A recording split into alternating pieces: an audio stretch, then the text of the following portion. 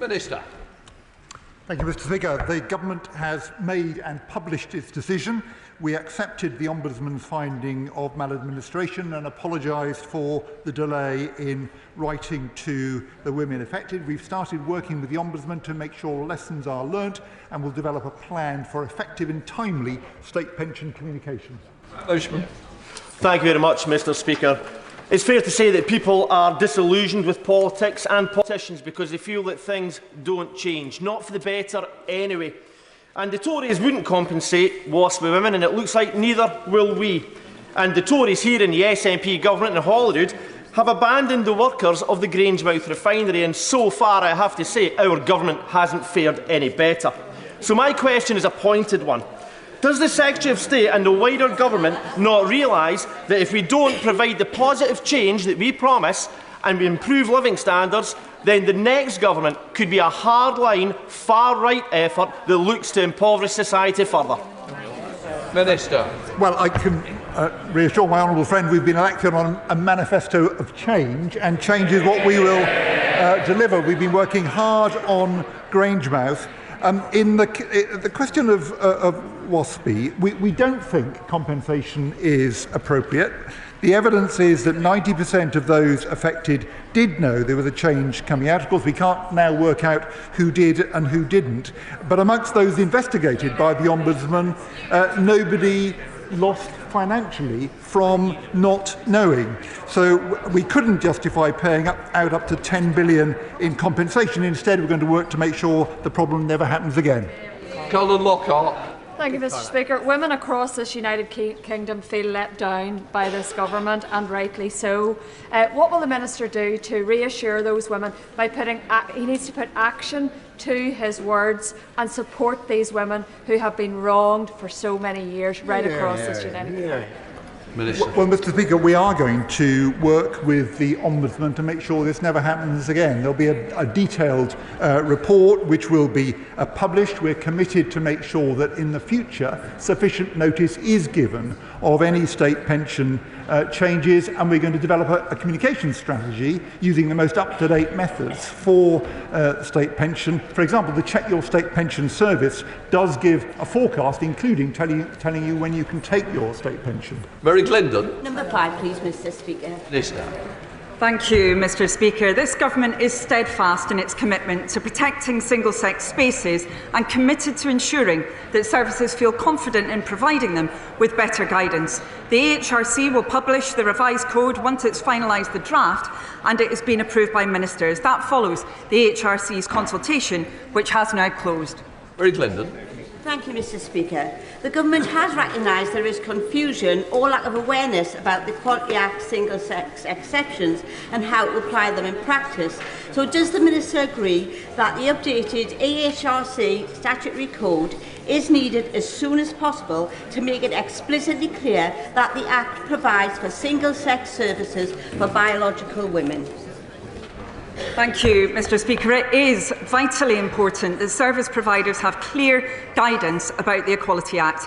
The AHRC has already published non-statutory guidance on the legislation for separate and single-sex service providers, and the new government has also acted to underline that single-sex refuges, for example, are fully legally compliant, as I emphasised when I visited such a refuge in September. Thank you. Ms Jarvis. Number 6, please, Mr. Speaker. Minister. Thank you, Mr. Speaker, and with your permission I will group this question with question 13. I'm not sure that Mr. Speaker would allow me to go into quite the level of detail about the amount of discussions I have with the Home Secretary about this issue. It would take hours because it is every single day. But this weekend the government announced that we will be spending £13.1 million of funding to create a national policing centre for violence against women and girls and public protection, and that is due to launch in April. Ms Jarvis. Mr. Speaker, according to the National Audit Office's report published on Friday, the epidemic of violence against women and girls is getting worse, and current prevention activities have largely focused on reducing reoffending rather than preventing initial offences. In Hampshire and the Isle of Wight, which includes my constituency of Eastleigh, there were 39,221 domestic abuse incidents and crimes recorded from April 2023 to March 2024. Following recent tragic events, what measures is the Minister taking to encourage prevention and foster the cultural change necessary to keep women and girls safe?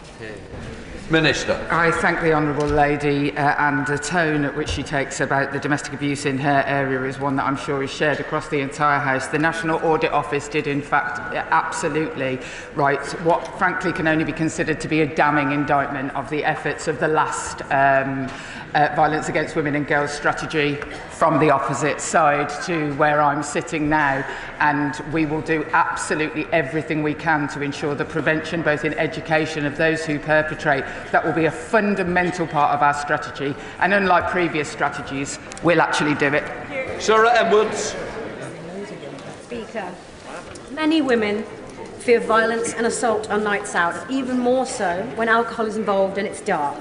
In my constituency of Tamworth, the Tamworth Street Angels do vital work, ensuring that people feel safe in the town centre during the evenings, and they offer support when women need it most. Will the Minister agree with me that we should support organisations like Tamworth Street Angels, and will she join me in congratulating them on their recent King's Award for voluntary service? Minister. Gosh.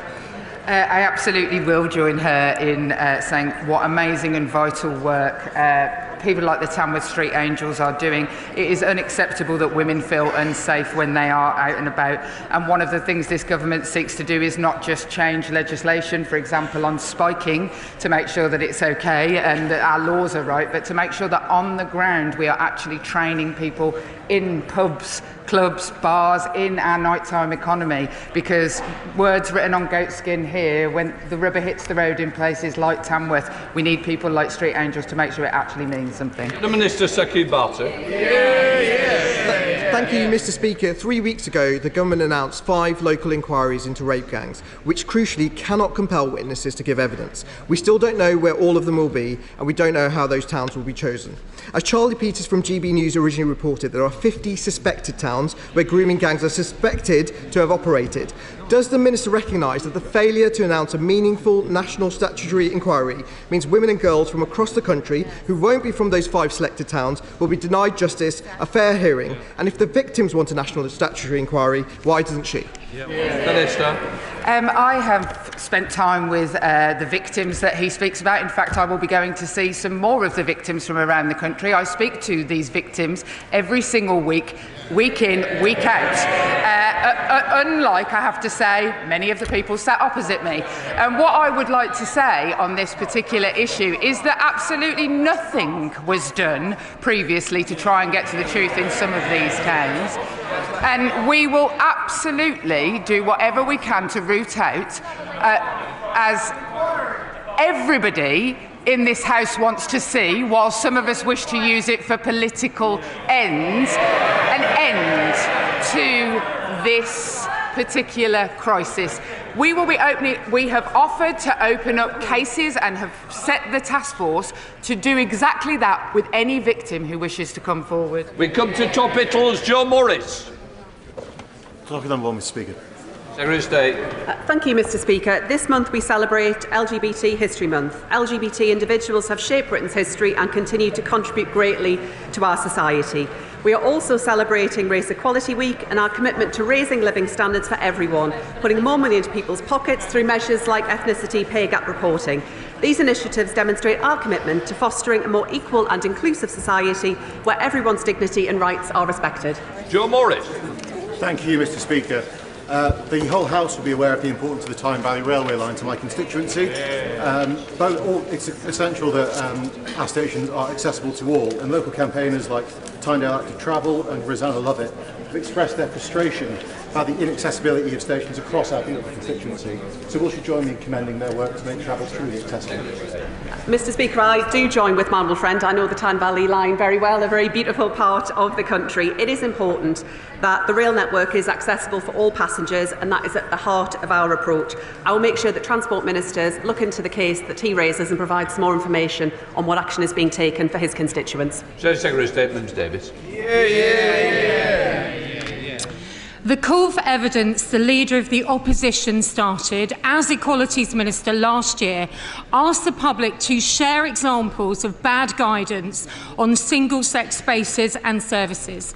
This Labour government initially shared just 42 responses. That is 1% with the Equality and Human Rights Commission, the body that gives advice to institutions on equality in the law.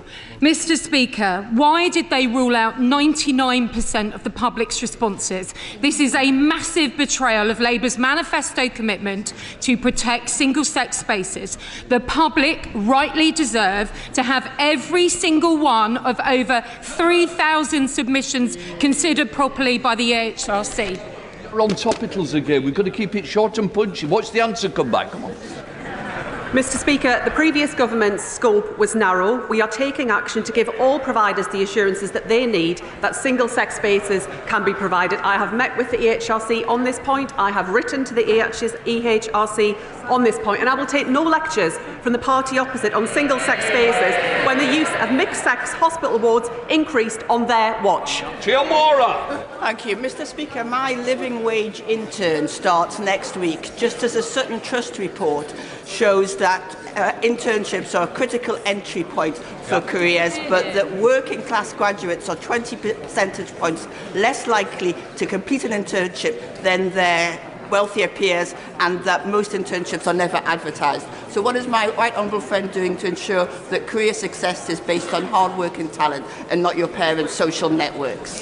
I absolutely agree with my honourable friend. No young person should be held back by their background or expected to work for free. We remain committed to banning unpaid internships so that young people are paid fairly, and we'll set out further details in due course. Thank you, Mr. Speaker. In Norfolk and Waveney, 44% of women on a gynaecology waiting list have been waiting longer than the 18-week NHS target for treatment, 1 in 10 over a year. These are the worst waiting time stats in all of England. So can the Minister tell me what conversations she's had with the Health Secretary to make sure that women in North Norfolk will no longer be left behind?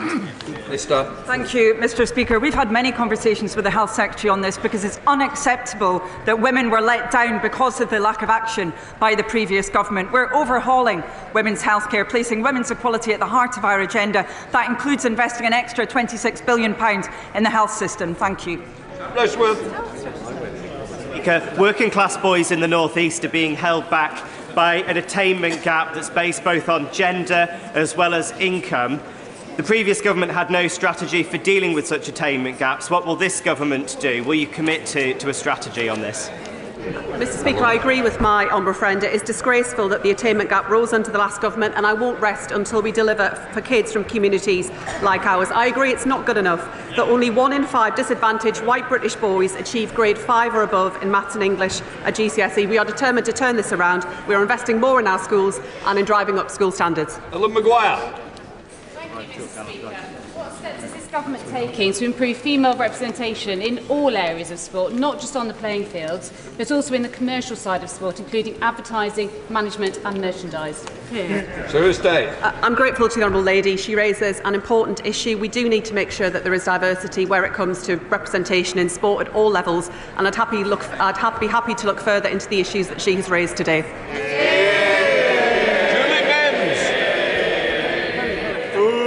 Too many disabled people reported being unable to vote at last year's general election.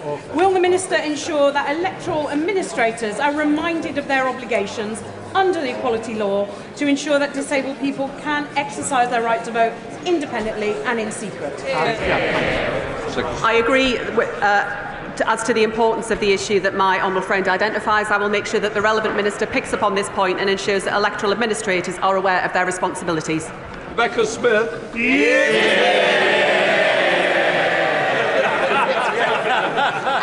The government has a long-standing position that it does not engage with the Muslim Council of Britain. So why did the Disability Minister decide to breach collective responsibility to attend a recent dinner hosted by the MCB? The government's position in terms of relations with the MCB has not changed. Thank you. Thank you, Mr. Speaker. It's the beginning of LGBT History Month. Trans people across the UK are struggling to access healthcare and finding it difficult to go about their lives with dignity. As their identity comes under constant attack from powerful people across the world, Progress cannot be taken for granted. So can the Minister please reconfirm the government's commitment to the entire LGBTQ+ community and outline what steps are being taken to engage with LGBT people in the UK? Sorry, please don't do that, because I've got to get... No, it's no use shrugging your shoulders at me. I've got to get other members. If you don't want other colleagues to get in, please tell them I do. Secretary of State. Mr. Speaker, we remain steadfast in our support for all LGBT people. It is essential that they are safe, included and protected from discrimination. Richard Oldham, final question. Indeed, Mr. Speaker. Does the Minister consider incredibly high rates of first cousin marriage in certain communities of up to 100 times that in the general population, an equalities issue, and what discussions has she had with the Minister of Justice about it? Mr. Speaker, we continue to keep these matters under review. We are looking carefully at the Law Commission's report into marriage, published in 2022, and we will respond in due course. We now come to Prime Minister's questions. Dr Neil Hudson. Question number 1, Mr. Speaker. Brilliant. Prime Minister. Thank you, Mr. Speaker. I know the whole House will be appalled by the death of a young boy in Sheffield on Monday. Our hearts go out to his family and his loved one. Knife crime blights our communities, and we redouble every step to ensure that young people are kept safe. Mr. Speaker, on Monday I met other European leaders in Brussels to discuss vitally important focus on security and defence in a volatile world. I'm determined to reduce barriers to trade, making it easier for businesses to do business, and ensuring a better relationship with our European partners delivers for the British people. Mr. Speaker, this morning I had meetings with ministerial colleagues and others in addition to my duties in this House. I shall have further such meetings later today. Dr Neil Hudson.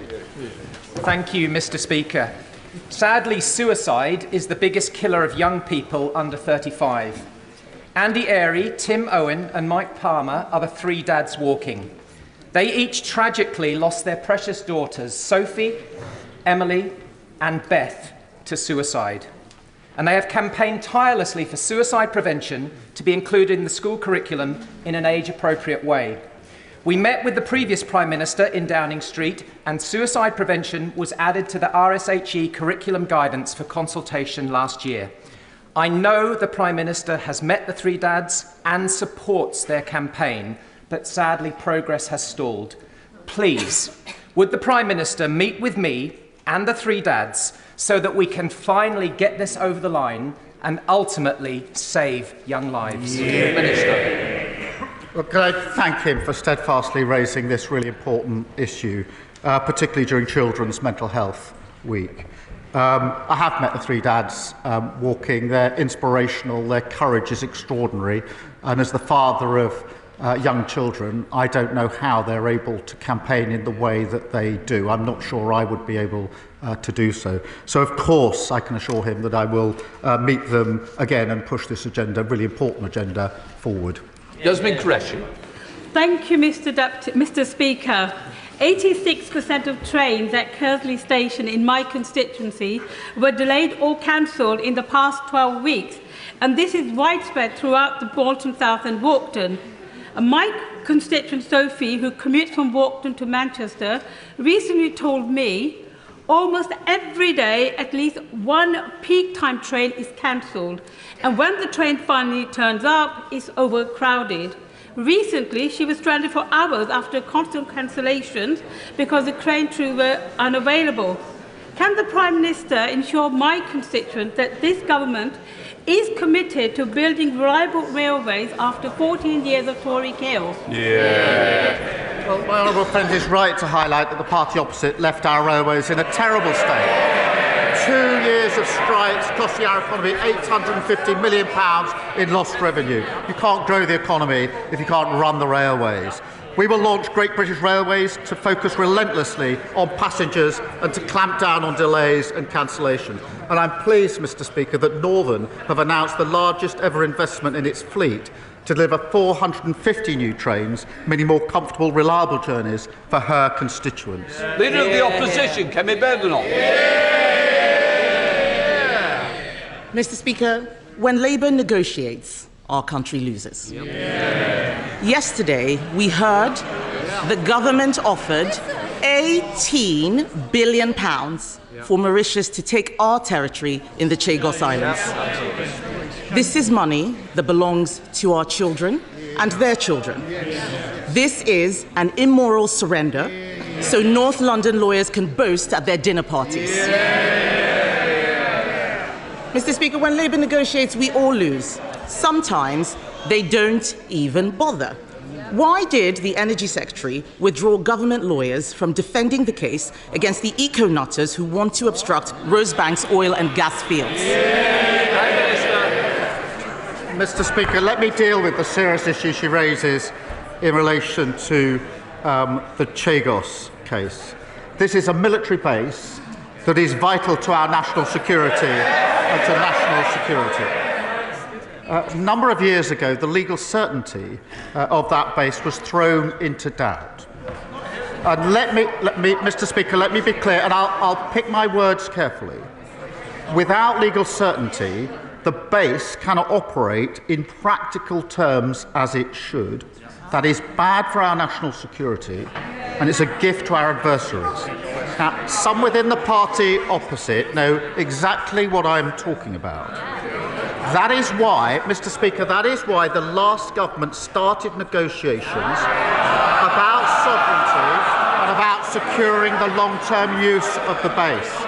Mr. Speaker, they were right to do so. That's why the last government conducted 11 of the 13 rounds of those negotiations. And, Mr. Speaker, they were right to do so. That is why this government has completed that process, and we were right to do so. Mr. Speaker, I will set out the details when they're finalised, and it will, of course, be presented to Parliament. But if the Leader of the Opposition is properly briefed on the national security implications when she's asking these questions, which she's perfectly entitled to do, then she knows exactly what I'm talking about in terms of national security and legal certainty. If, on the other hand, she's not properly briefed on the national security implications, she's not doing her job, she's not concerned about national security, and she's not fit to be Prime Minister. Mr. Speaker, how can anyone believe that this man is defending UK interests when he bends the knee to anyone who asks him? His answer was so weak and so waffly, it is no wonder he needs a voice coach. But he didn't answer the question I asked him, why the Energy Secretary was not defending our country. The Energy and Environment Secretaries received nearly £400,000 worth of donations from Lisbeth Rousing. It's her money behind the court case that will stop an £8 billion investment, threaten thousands of jobs, and endanger energy security for all of us. Did the Energy Secretary refuse to defend UK interests because he's funded by billionaire eco-zealots? Prime Minister. Well, Mr. Speaker, I'll come to that very issue, but I noticed she didn't say she was briefed about the Chagos issue. This is important. Mr. Speaker, when she became Leader of the Opposition, I said to her that I would give her a briefing on any national security issue if she asked for it. That's very important to the way that we run our democracy. She has not asked for a briefing on the Chagos case. And that's because she's more interested in chasing reform than in national security. In relation to oil and gas, it'll be part of our energy supply for many years to come. We've been absolutely clear about that. But we are going through a transition. It's important because that transition to renewable energy will give us lower bills, energy security, take Putin's foot off our throat, and it's good for the national interest. Mr. Speaker, this is a weak answer because he doesn't know what is going on. Last week, I asked about the employment bill. He didn't know what was going on. We asked about the education bill. He didn't know what was going on. Let me tell him what is going on. Maybe he can answer some questions. Shell has said a one-year delay to Rosebank will cost £350 million and the loss of 1,000 jobs. Equinor has said a 2-year delay to Jackdaw will cost £800 million. The only benefit I can see is the £400,000 to Labour ministers. At a time of war in Europe, threatened energy security, increased competition from the US and elsewhere, we should be getting British oil and gas out of the ground. Does the Prime Minister have the guts to take on Labour donors and his Energy Secretary and approve the licence applications when they are resubmitted? Prime Minister. Speaker, she doesn't even want to know what's going on, otherwise she'd have asked for the relevant briefing. She knows the position on Rosebank. She knows the court case that has meant that the licence has got to be reviewed. There's a process that's got to be gone through in the proper way. She understands that, but yet again she's proving all she can do is student politics and playing party politics. Mr. Speaker, I am speaking on behalf of the people of this country. When Labour negotiates, our country loses. When Labour negotiates, our country loses. He's talking about bringing growth and investment. Last week, he lost a £450 million investment from AstraZeneca that we negotiated, Mr. Speaker, and which would have delivered growth immediately. That same day, he also lost the £8 billion oil field investment that would have delivered next year. Business is abandoning the North Sea because of his decisions. What signal does he think he is sending to investors? As she knows, AstraZeneca was a commercial decision. She must understand that. But, Mr. Speaker, all she does is come here every week, carping from the sidelines, talking our country down. We got the highest investment for 19 years. PwC say the second best place to invest in the world. The IMF has upgraded growth. Wages are up. Inflation is down. There's more to do. Reforming planning and regulation. Building new homes. Supporting a runway, the third runway at Heathrow. What unites these? Championed by Labour, opposed by the Tories. Mr. Speaker, it's so hard to believe anything he says. This is a man who needed emergency voice coaching on Christmas Eve. This government is so clueless. It is borrowing £8 billion. It is so clueless. It is borrowing £8 billion for GB Energy, a vanity project that is not great, not British, and does not produce any energy. Its own chairman, Mr. Speaker, admitted it will take 20 years to create just 1,000 jobs. Meanwhile, 200,000 jobs are at stake in our oil and gas sector right now. Does he think that 1,000 jobs in 20 years' time are worth more than the 200,000 jobs we have now? Prime Minister. Again, she clearly hasn't been briefed or doesn't want to be briefed. GB Energy, a publicly owned energy company that will drive the move to renewables. That is not about the number of jobs in HQ. It's about the thousands upon thousands of jobs that will generate to give us energy security, something we didn't have under the last government, take Putin's boot off our throat, something we didn't have under the last government. They lost control of the economy. We're getting it back.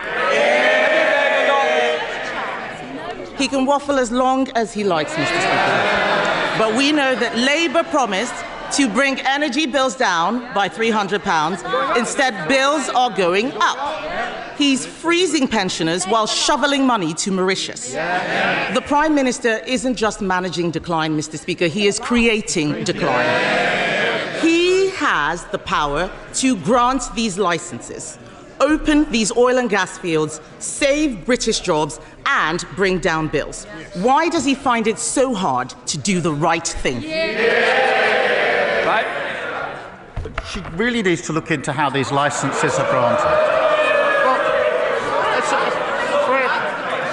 I appreciate that their reset seems to be having no policies apart from cutting pensions and having no briefings on relevant issues. Let's just remind ourselves, they presided over the biggest drop in living standards on record. Mortgages went through the roof and they left a £22 billion black hole. And we learned last weekend, Mr. Speaker, that under the last government, £35 billion was lost on benefit fraud and error. Who was at the Treasury at the time, you might ask, Mr. Speaker? the Shadow Business Secretary and the Leader of the Opposition. They want to give lectures. No thanks.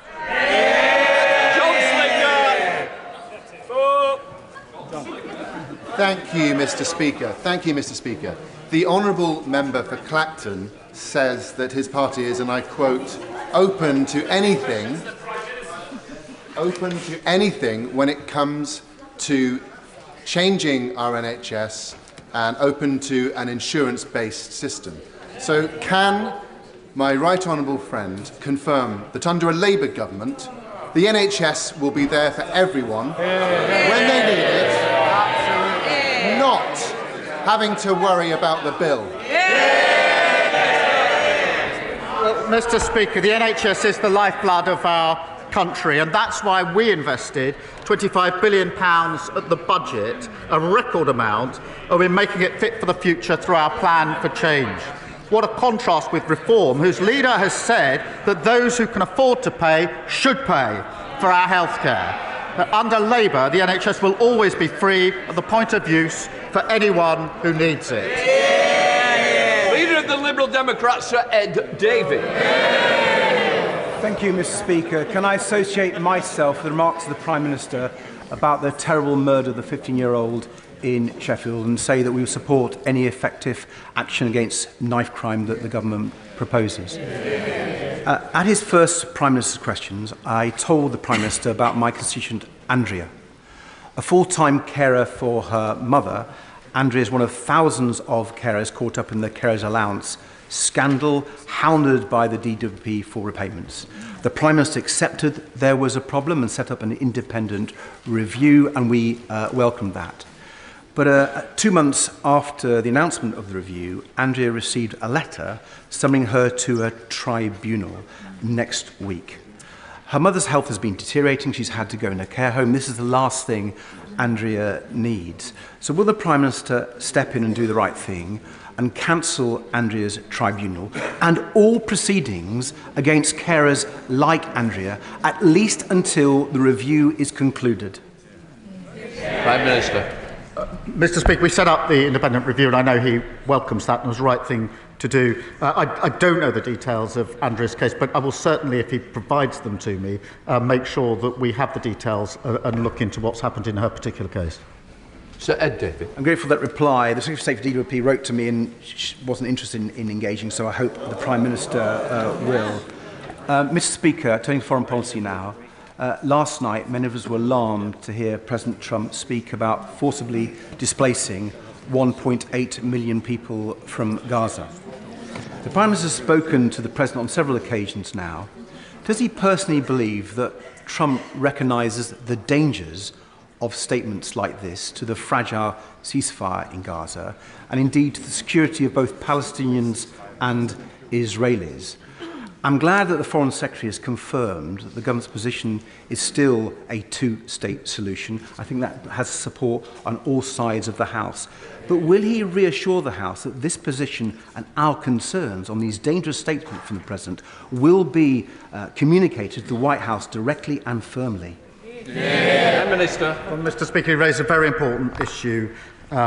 The most important issue on the ceasefire is obviously sustained. We see it through the phases, and that means that the remaining hostages come out and the aid that's desperately needed gets into Gaza at speed and at the volumes that are needed. I have, from the last few weeks, two images fixed in my mind. The first is the image of Emily Damari reunited with her mother, which I found extremely moving. The second was the image of thousands of Palestinians walking, literally walking through the rubble to try to find their homes and their communities in Gaza. They must be allowed home.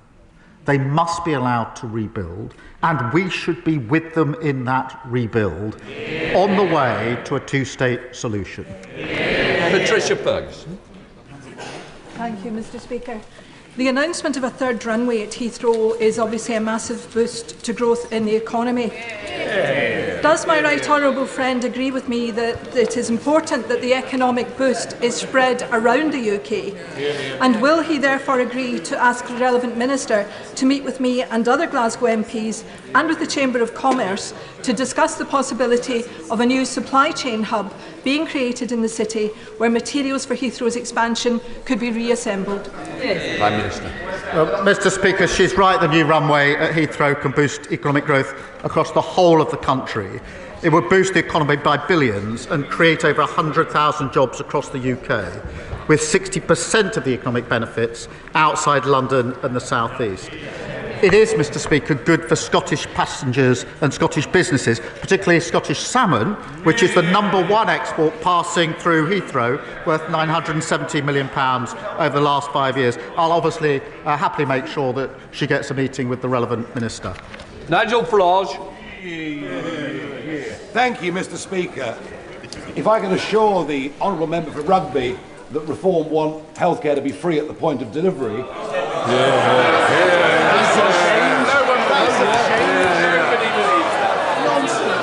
I'm sorry.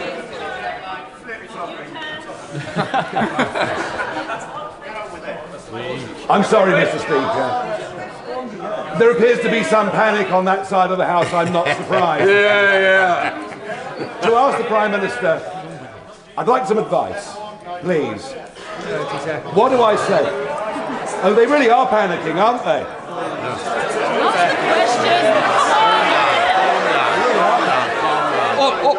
Order.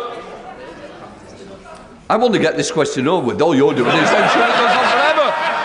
Quick question.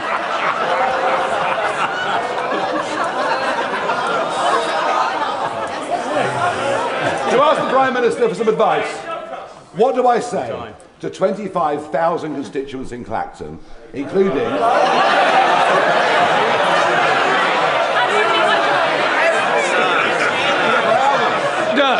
Either get on. No, you've got it. No, we're not both standing at the same. Look, I need a quick question, then I can get you the answer. Come on.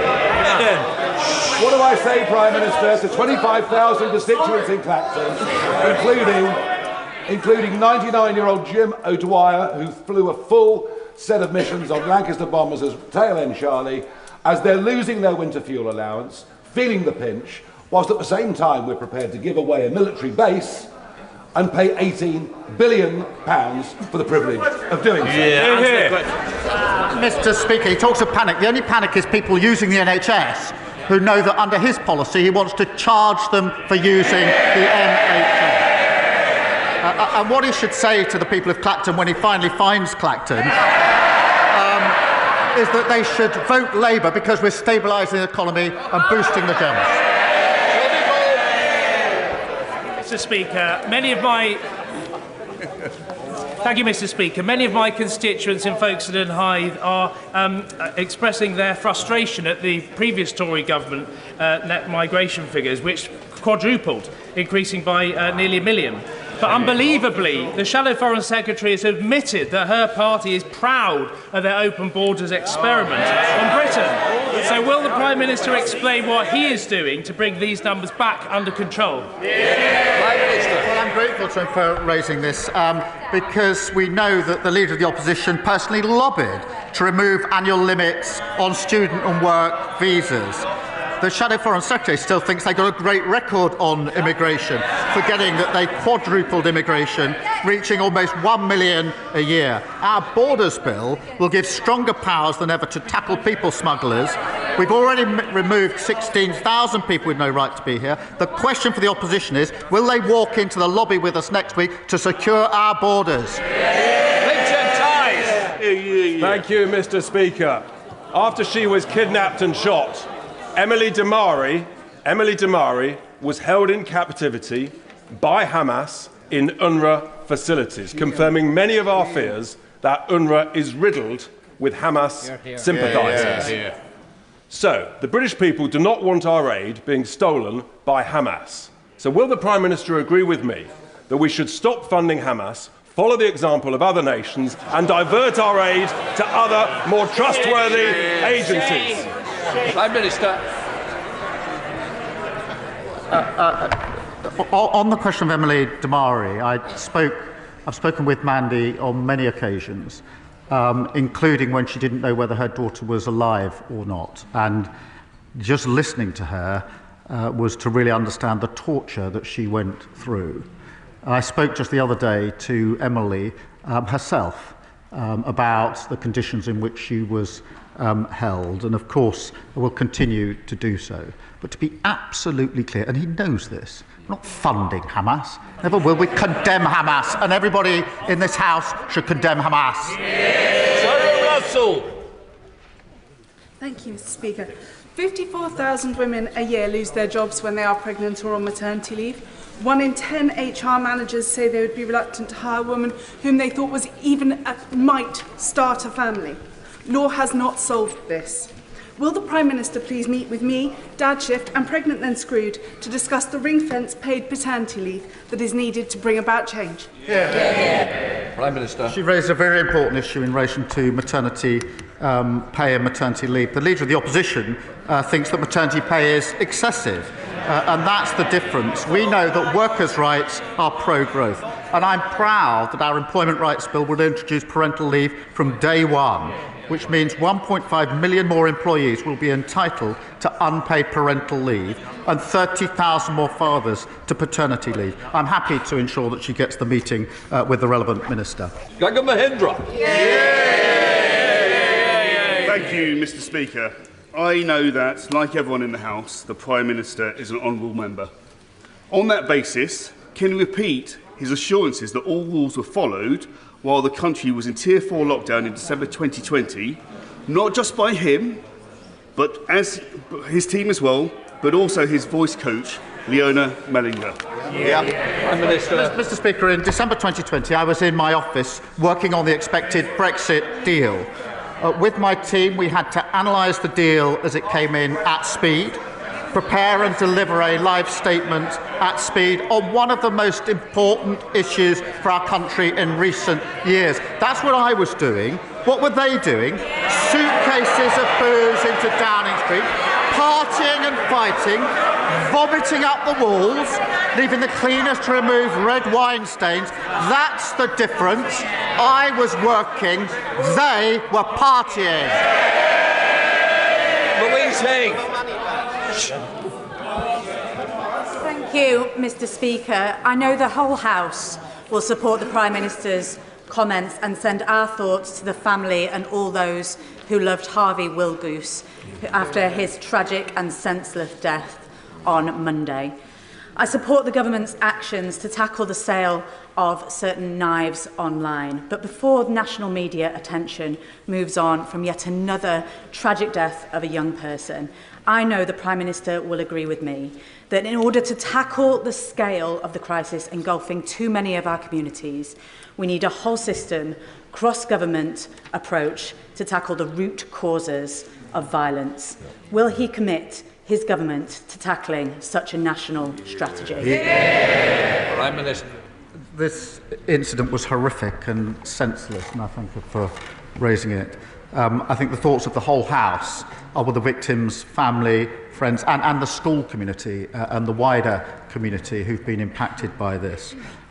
We're all grateful to the first responders, the police officers and the medical staff who attended the scene, and it's right that South Yorkshire Police are given the time and space to carry out their investigation. We do need to do everything we can to bear down on knife crime. It is too easy to get knives online. It's too easy to carry knives without proper consequences. And that's why we've made it an absolute priority in government. And I hope it's a cross-party issue to absolutely bear down on knife crime.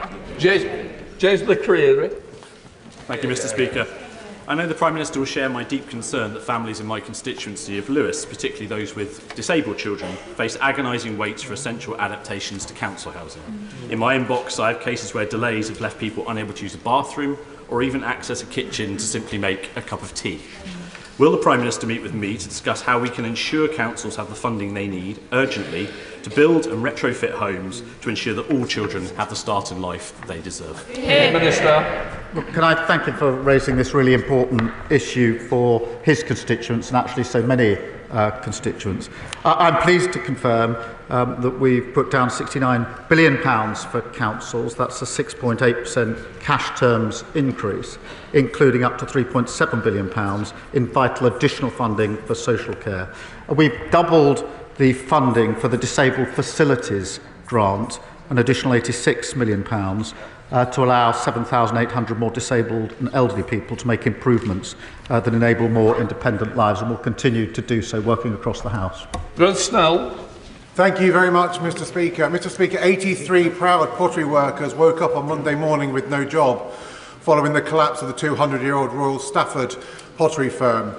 It is a crisis in our ceramics industry. Escalating prices for energy and fake and foreign imports is causing a real problem. So could I ask the Prime Minister if he, through his offices, can arrange for the energy companies to meet with Ceramics UK and the GMB as the voice of the workforce so we can hammer out a new deal? And can he promote, through public procurement, buying British so that proud manufacturing jobs in Stoke will be protected? Minister. Well, I'm grateful to him for raising this really important issue, and it is obviously a question of jobs, but it's also a question of identity and a sense of place. And of course, we'll work with the energy companies, and of course, we'll have the relevant meetings, as he suggests. Colin Miller. Thank you, Mr. Speaker. Agnes lives in my Bicester and Woodstock constituency. In 2019, when she was 9, she was referred by her GP to Child and Adolescent Mental Health Services, CAMS. Agnes has had to wait over 9 years for an assessment for the neurodiversity that has caused her crushing mental health problems. Last year, when Agnes's dad, Jim, sought to accelerate her appointment, he was told that CAMS could not see her or prioritise her appointment, and I quote, unless Agnes is actively trying to kill herself. Jim asked me to raise this case today because he wants to ensure that no other child goes through the same experience as his daughter. Will the Prime Minister meet with Agnes, Jim and me to hear their story? Minister. Can I thank him for raising this issue in that way, and pass on to Agnes and Jim just how impactful what he has said is, and how important it is that he continues to raise this issue, because far too many children and young people are waiting far too long to receive the mental health support that they need, and we're determined to ensure more children and young people can access high quality mental health support in a timely manner. Thank you, Mr. Speaker. Thales. Llandudno is a beautiful seaside town and wonderful place to visit, but businesses are struggling with the rise in shoplifting. In many cases, thieves are stealing a full view of staff because they just don't fear the consequences. The recent funding boost for neighbourhood policing is very welcome, but could the Prime Minister please tell my constituents what more this government is doing to tackle retail crime and deter repeat offenders? Prime Minister. Well, for far too long, crimes like shoplifting have been written off as low level. That's wrong, it's devastating, and the party opposite left us with rising crime and effectively told the police to ignore shoplifting under £200 worth of goods. We've got rid of that shoplifters charter and working hard to make sure that we take a grip where they lost control. William. Thank you, Mr. Speaker. Following my right honourable friend, the member for Kingston and Surbiton, I wanted to raise an equally troubling case. My constituent retired from the police force to care for his wife, working a part-time job to help pay the bills. As his earnings were not consistent, there were times he was above the carer's allowance threshold, causing later payments to be withheld.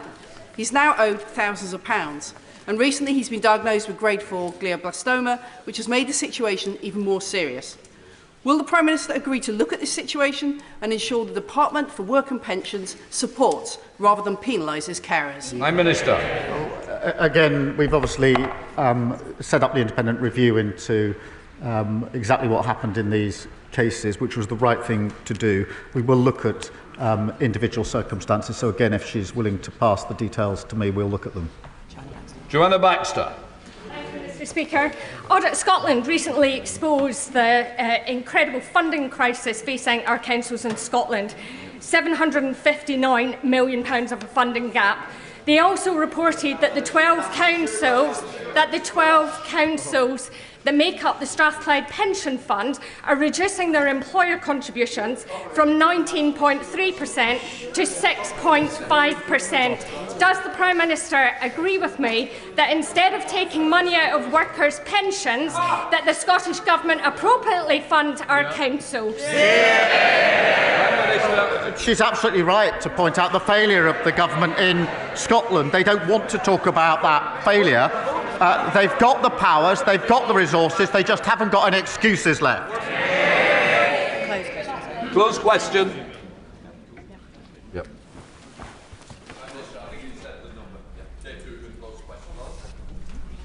The honourable member asks about visiting Scotland. As he knows, my first visit as a Prime Minister, within days of becoming Prime Minister, was to Scotland, where I met the First Minister.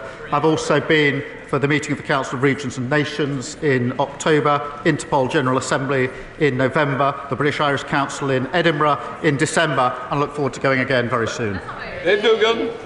Interesting, Mr. Speaker, the Prime Minister couldn't tell me when he was going to be coming to Scotland next. But does he agree with the withering assessment of the eminent politics professor Sir John Curtis, who says the current UK Prime Minister is the worst thing to happen to Anas Sarwar? And if he doesn't, and he should, does he think it's stripping Scottish pensioners of their winter fuel payment, or abandoning workers in Grangemouth, or attacking the national insurance payments of farmers? Does he believe that is what's catastrophically torpedoed Labour in the polls in Scotland? So when he does get a date, he can even bring his Chancellor with him to back him up on the numbers, assuming she's still the Chancellor by then. Minister. I remember when that rhetoric used to come from them sitting down here. Order. Mr. Duggan, I want... Order. Mr. Duggan, I want no more. Prime Minister. He has to shout, Mr. Speaker, because they're so far up there, so few of them, that they can't get heard without shouting. My constituent Matthew and his mum Catherine, alongside Emma Murphy and Janet Williams, have campaigned for many years to get compensation for families affected by the epilepsy drug sodium valproate. 12 months on from the Patient Safety Commissioner's report on this matter, those harmed are still waiting for the recommendations to be implemented. So can I ask the Prime Minister how much longer individuals and families impacted by valproate will need to wait for the clarity they seek? And will the Prime Minister arrange for the Health Minister to meet with valproate campaigners to discuss this important matter? Minister. Well, Mr. Speaker, this is obviously a really important matter. I understand the Minister for Patient Safety did meet patient groups before Christmas to hear their stories and their accounts and experiences firsthand. And we will provide an update on the Patient Safety Commissioner's report at the earliest opportunity to the House. Saoirse Eastwood. Thank you, Mr. Speaker. We all know how the song goes. You've got to know when to hold them, when to fold them, when to walk away and when to run. And we've done all of them in Northern Ireland because the system of government that we have is a gamble.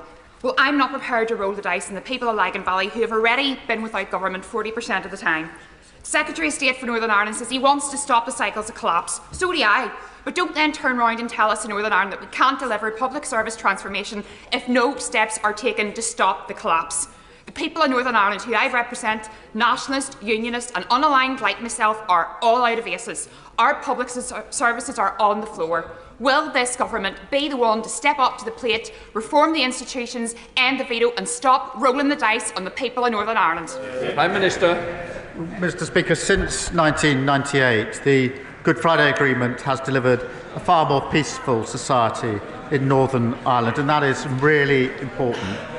Restoration of the power sharing was a significant milestone and allows the institutions to make progress on the most important issues to the people of Northern Ireland, and will continue to work with all parties to that end. Jill Furness.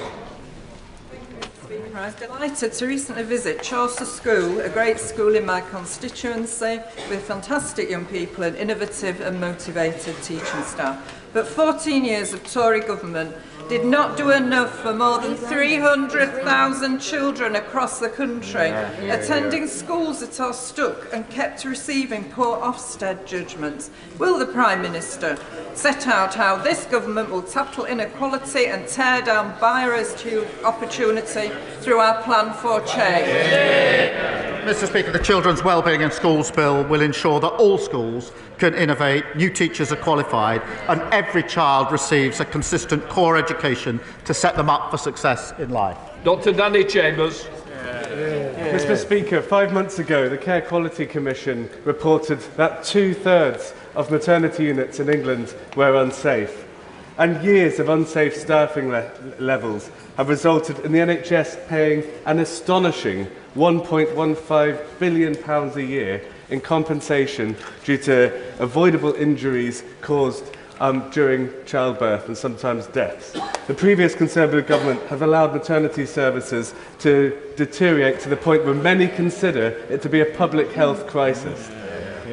Will the Prime Minister commit to improving maternity care and women's health services as a top priority so our maternity unit in Winchester and those around the rest of the country are the safest places in the world for women to give birth? I thank him for raising this important issue. Women and babies deserve the highest standards of care through pregnancy, birth and the months that follow. We're committed to recruiting thousands of new midwives for the NHS whilst providing support to trusts failing on maternity care. Mr. Speaker, we're working with the NHS as it delivers a 3-year maternity plan, which is making good progress in improving services, including for his constituents. Final question, Michael Wheeler. Mr. Speaker, last week I had the opportunity to visit 2 of the local job centres that serve my constituency of Worsley and Eccles. The dedication of the staff I met to helping our local community, supporting people into work and adapting to the area's needs was inspiring. Does the Prime Minister agree with me that we must listen to their frontline experiences as we look to remove the barriers to work that keep people locked out of jobs, and will he visit these teams with me to see the work they do? Well, I thank him for his question. Our Get Britain Working White Paper sets out the biggest reforms to employment support in a generation, backed by £240 million of investment. And through our plan for change, we'll boost living standards, more secure, rewarding jobs to make work pay. Thank you, Mr. Speaker. That completes Prime Minister's questions. No.